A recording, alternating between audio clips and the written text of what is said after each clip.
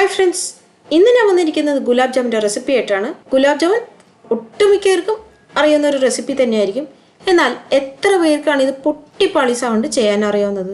അതായത് ഇത് എണ്ണയിലിടുമ്പോൾ പൊട്ടിത്തെറിക്കുന്നു, പുറം ഭാഗം പൊടിഞ്ഞു പോകുന്നു, അതുപോലെ തന്നെ ഷുഗർ സിറപ്പും അകത്തോട്ട് കയറുന്നില്ല. നമ്മുടെ യൂട്യൂബ് തുറന്നു നോക്കിയാൽ തന്നെ നിരവധി അധികം വീഡിയോസാണ് ഉള്ളത്. പക്ഷെ എല്ലാം നമ്മൾ ചെയ്യുമ്പോൾ വിജയിക്കണം എന്നില്ലല്ലോ. അപ്പോൾ അങ്ങനെ കണ്ടെത്തി ചെയ്ത് നോക്കി വിജയിച്ച ഒരു റെസിപ്പിയാണ് ഞാൻ നിങ്ങളുമായി പങ്കുവെക്കുന്നത്. എന്നാൽ ഇവിടെ ഒരു ട്വിസ്റ്റ് ഉണ്ട്.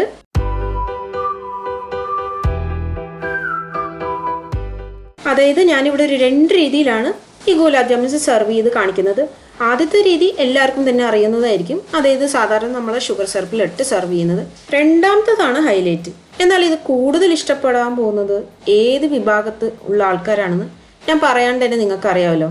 അപ്പോൾ നമുക്ക് അധികം സമയം കളയാതെ റെസിപ്പിയിലോട്ട് കിടക്കാം. അതിന് മുമ്പായിട്ട് എൻ്റെ ചാനൽ ഇതുവരെ സബ്സ്ക്രൈബ് ചെയ്തിട്ടില്ലെങ്കിൽ സബ്സ്ക്രൈബ് ചെയ്യുമ്പോൾ അടുത്തുള്ള ബെൽ ബട്ടണും കൂടി പ്രസ് ചെയ്ത് കഴിഞ്ഞാൽ ഞാനിടുന്ന ഇതുപോലെയുള്ള വെറൈറ്റി വീഡിയോസ് നിങ്ങൾക്കൊന്ന് ചേരും. അപ്പോൾ ആദ്യം നമുക്ക് ഇതിനുള്ളൊരു ഷുഗർ സിറപ്പാണ് തയ്യാറാക്കേണ്ടത്. അതിന് വേണ്ടിയിട്ട് ഞാൻ 3 കപ്പ് പഞ്ചസാരയാണ് എടുത്ത് വെച്ചിരിക്കുന്നത്. അതായത് ഈ 3 കപ്പ് എന്ന് പറയുന്നത് 240 ml കപ്പിലാണ് ഞാൻ അളന്ന് വെച്ചിരിക്കുന്നത്. അപ്പോൾ അതൊരു പാനിലേക്ക് നമുക്ക് ചേർത്ത് കൊടുക്കാം. ഇനി അതേ മെഷറിംഗ് കപ്പിൽ തന്നെ 2 കപ്പ് വെള്ളം കൂടി ചേർത്ത് കൊടുക്കാം. ഇപ്പോൾ ഞാനിവിടെ 240 ml മെഷറിംഗ് കപ്പാണ് യൂസ് ചെയ്യുന്നത്. നിങ്ങളുടെ വീട്ടിൽ സാധാരണ സ്റ്റീൽ ഗ്ലാസ് ഉണ്ടെങ്കിൽ അത് കയ്യിലും യൂസ് ചെയ്താൽ മതി. അളവുകളൊക്കെ കൃത്യമായിരിക്കണം, അത്രേ ഉള്ളൂ. ഇനിയിപ്പോൾ ഇതിൻ്റെ അകത്തേക്ക് 2 ടീസ്പൂൺ ലൈം ജ്യൂസ് ഞാൻ പിഴിഞ്ഞ് വെച്ചിട്ടുണ്ട്, അതാണ് ചേർത്ത് കൊടുക്കേണ്ടത്. ഇനി ഇതിൻ്റെ അകത്തേക്ക് ഒരു 6 ഏലക്ക, മുഴുവനായിട്ടുള്ള ഏലക്കയാണ് ഞാൻ ചേർത്ത് കൊടുക്കുന്നത്. ഇത്രയും ചേർത്തതിന് ശേഷം ഈ പഞ്ചസാര ഈ വെള്ളത്തിൽ കിടന്ന് ഒന്ന് അലിഞ്ഞും വന്നം, അതേസമയം നമ്മൾ കൈവച്ചൊന്ന് തൊട്ട് നോക്കുമ്പോഴേക്കും ഇത് ഒട്ടിപ്പിടിക്കുന്ന ആ ഒരു പാകത്തിൽ എത്തവും വേണം. അപ്പോൾ ഇവന് കുറച്ച് സമയം നമുക്ക് കൊടുക്കാം. ആ ഒരു ടൈം കൊണ്ട് നമുക്ക് ഇതിനുള്ള ജാമുൻസ് തയ്യാറാക്കിയെടുക്കാം. ഇവിടെ ഞാൻ പാൽപ്പൊടി ഉപയോഗിച്ചിട്ടാണ് ജാമുൻസ് തയ്യാറാക്കിയെടുക്കുന്നത്. അതിന് വേണ്ടിയിട്ട് ഞാനിവിടെ 1.5 കപ്പ് പാൽപ്പൊടിയാണ് ഒരു ഡ്രൈ ആയിട്ടുള്ള ഒരു ബൗളിലേക്ക് ചേർത്ത് കൊടുക്കുന്നത്. ഇനി ഇവിടെ എനിക്ക് പറയാനുള്ളത്, നമ്മൾ പാൽപ്പൊടി മേടിക്കുമ്പോൾ നിഡോൻ്റെയോ അതുപോലെയുള്ള നല്ല ഫുൾ ഫാറ്റ് ക്രീമുള്ള പാൽപ്പൊടി നമുക്ക് സൂപ്പർ മാർക്കറ്റ്സിൽ നിന്ന് മേടിക്കാൻ കിട്ടും. അപ്പോൾ അത് ഉപയോഗിച്ച് ചെയ്ത് കഴിഞ്ഞാൽ കുറച്ചും കൂടി നല്ല റിസൾട്ടായിരിക്കും കിട്ടുന്നത്. ഇനി അടുത്തായിട്ട് ഇതിലേക്ക് നമുക്കൊരു 4 ടേബിൾ സ്പൂൺ നെയ്യാണ് ചേർത്ത് കൊടുക്കേണ്ടത്.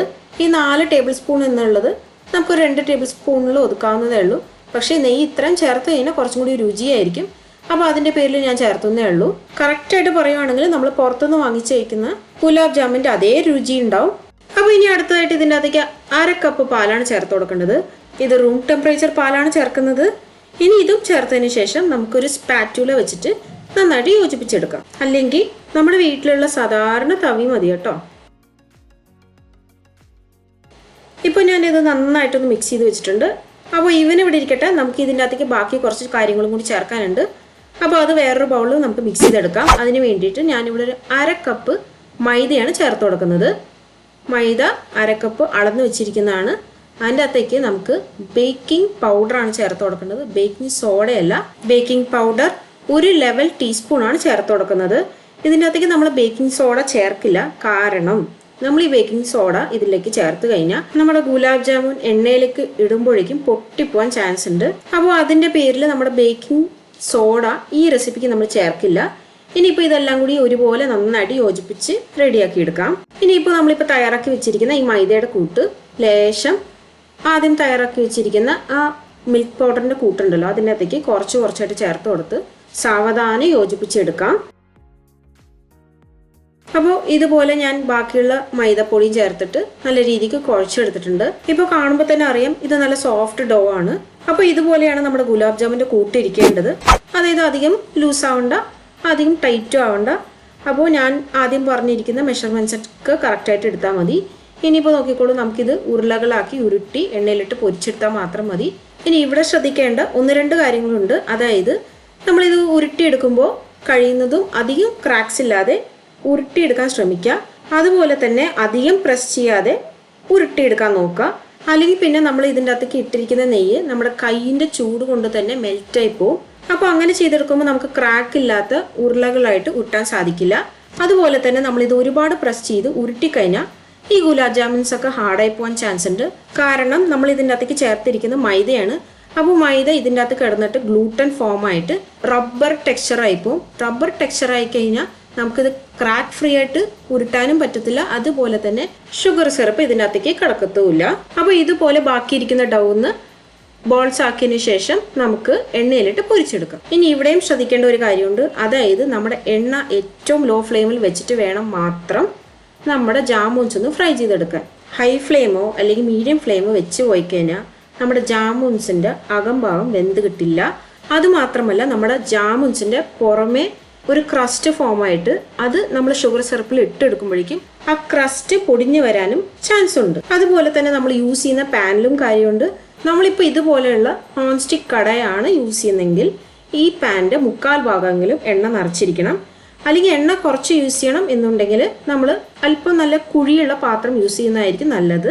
ഇനിയിപ്പോൾ നമ്മുടെ ഈ ജാമുൻസ് എല്ലാം ലോ ഫ്ലെയിമിൽ കിടന്നിട്ട് തന്നെ തിരിച്ചും മറിച്ചും ഇട്ട് കൊടുത്ത് നല്ല ഗോൾഡൻ കളറിൽ ഫ്രൈ ചെയ്തെടുക്കുകയും വേണം. ഇപ്പോൾ നമ്മൾ ആദ്യത്തെ ബാച്ച് ഇവിടെ ഫ്രൈ ആയി കിട്ടിയിട്ടുണ്ട്. ഇനി നമുക്കിത് എണ്ണയിൽ നിന്ന് കോരി മാറ്റാം. അതിനുശേഷം ബാക്കിയുള്ളതും കൂടി ഇതുപോലെ ഫ്രൈ ചെയ്ത് റെഡിയാക്കി എടുക്കാം. ഇപ്പോൾ നമ്മൾ നേരത്തെ തയ്യാറാക്കി വെച്ചിരിക്കുന്ന ഷുഗർ സിറപ്പിൻ്റെ പകുതി ഞാനൊരു ബൗളിലേക്ക് മാറ്റിയിട്ടുണ്ട്. ഇപ്പോൾ നമ്മൾ ഇതുവരെ ജാമുൻസ് ആണ് തയ്യാറാക്കിയത്. ഇനി ഇതൊരു ഗുലാബ് ജാമുൻ ആക്കാൻ വേണ്ടിയിട്ട് ഞാനിവിടെ റോസ് വാട്ടറാണ് ഒഴിച്ചു കൊടുക്കുന്നത്. അപ്പോൾ ഞാൻ റോസ് വാട്ടർ ഒരു 1/2 ടീസ്പൂൺ ഇതിൻ്റെ അകത്തേക്ക് ചേർക്കുന്നുള്ളൂ. ഇതിൻ്റെ അകത്തേക്ക് 1 ടീസ്പൂൺ വരെ റോസ് വാട്ടർ നമുക്ക് ചേർത്ത് കൊടുക്കാം. അപ്പോൾ ആ റോസ് വാട്ടറും കൂടി ഇതിൻ്റെ അകത്തേക്ക് ഒഴിച്ചു കൊടുത്ത് കഴിഞ്ഞപ്പോഴാണ് ഇവിടെ നല്ലൊരു റോസിൻ്റെ ഫ്ലേവർ ഈ അടുക്കള മൊത്തം വരാൻ തുടങ്ങിയിരിക്കുന്നത്. ഇപ്പോൾ ഇതിൻ്റെ അകത്തേക്ക് നമ്മൾ നേരത്തെ ഫ്രൈ ചെയ്ത് വെച്ചിരിക്കുന്ന ഗുലാബ് ജാമുൻ്റെ ജാമുൻസ് ഇതിൻ്റെ അകത്തേക്ക് ഇട്ട് കൊടുക്കാം. ഇനി ഇവിടെയും ശ്രദ്ധിക്കേണ്ട ഒരു കാര്യമുണ്ട്, അതായത് നമ്മുടെ ജാമുൻസും നമ്മുടെ ഷുഗർ സിറപ്പും ഒരുപോലെ ചൂടായിരിക്കണം. തിളച്ചുകൊണ്ടിരിക്കുന്ന ചൂട് വേണ്ട, അതായത് ജസ്റ്റ് ഒന്ന് ചൂടായി ഇരുന്നാൽ മാത്രം മതി. എന്നാലേ നമ്മുടെ ജാമുൻസിന് പെട്ടെന്ന് ഷുഗർ സിറപ്പ് വലിച്ചെടുക്കാൻ പറ്റത്തുള്ളൂ. ഇനി എങ്ങാനും നിങ്ങളുടെ ഷുഗർ സിറപ്പ് ഒന്ന് തണിഞ്ഞു പോയി കഴിഞ്ഞാൽ ജസ്റ്റ് ഒന്ന് ചൂടാക്കി എടുത്താൽ മാത്രം മതി. ഇനിയിപ്പോൾ ഇവനാവശ്യം കുറച്ച് വെയിറ്റിംഗ് ടൈമാണ്. അതിന് വേണ്ടിയിട്ട് നമുക്കൊരു 2 മണിക്കൂറെങ്കിലും മാറ്റി വെക്കാം. അപ്പോഴേക്കും നമ്മുടെ ഗുലാബ് ജാമുൻസ് എല്ലാം നല്ല ഗുണ്ടുമണികളായിട്ടുണ്ടാവും. ഇപ്പോൾ നമ്മുടെ ഗുലാബ് ജാമുൻസ് എല്ലാം തയ്യാറായി കഴിഞ്ഞു. ഞാനതൊരു സെർവിങ് ട്രേയിലോട്ട് മാറ്റിയിട്ടുമുണ്ട്. ഇതൊരു നോ ഫെയിൽ റെസിപ്പിയും കൂടിയാണ്, അതുകൊണ്ട് തന്നെ തീർച്ചയായിട്ടും ഇത് ട്രൈ ചെയ്യൂ. നമ്മൾ ഗുലാബ് ജാമുൻസ് ഒക്കെ തയ്യാറാക്കുമ്പോൾ ശ്രദ്ധിക്കേണ്ട ചെറിയ ചെറിയ കാര്യങ്ങളുണ്ട്. അത് ഞാൻ വ്യക്തമായിട്ട് വീഡിയോയിലും പറഞ്ഞിട്ടുണ്ട്. അപ്പോൾ നിങ്ങൾക്കും പെർഫെക്റ്റ് ആയിട്ടുള്ള ഗുലാബ് ജാമുൻസ് വീട്ടിൽ തന്നെ ഉണ്ടാക്കുകയും ചെയ്യാം. പുറത്തൊന്നും വാങ്ങിച്ച് പൈസയൊന്നും കളയേണ്ട ആവശ്യമൊന്നുമില്ല. ഇനിയിപ്പോൾ ഞാൻ ആദ്യം പറഞ്ഞ പോലെ രണ്ടാമതായിട്ട് ആ ട്വിസ്റ്റാണ് കാണിക്കാൻ പോകുന്നത്.